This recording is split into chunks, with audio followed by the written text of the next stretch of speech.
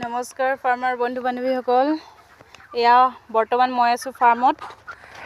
নতুন ফাৰ্মাৰসকলক মই এটা কথা জনাব বিচাৰিছোঁ যে আপোনালোকৰ হয়তো মতা মুৰ্গী আৰু মাইকী মুৰ্গী চিনি পোৱাত অকণমান অসুবিধা হয়।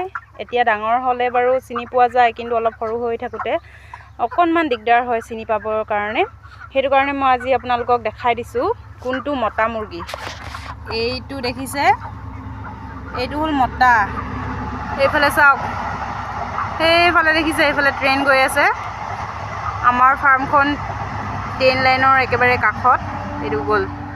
আৰু এইটো কি কৈ আছিলোঁ মই, এইটো হ'ল মতা মুৰ্গী, যিটো এনেদৰে ৰঙা ফুল থাকে ওপৰত, এইটো মতা।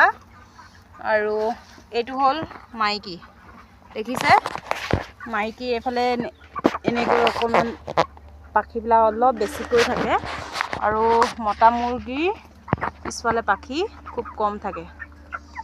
এনেদৰে আপোনালোকে চিনি পাব লাগিব। মতা মুৰ্গীটোৰ ৱেইট অলপ বেছি থাকে মাইকীটোতকৈ, মাইকীজনীতকৈ অলপ বেছি থাকে, আৰু মাইকীজনী অকণমান কম থাকে।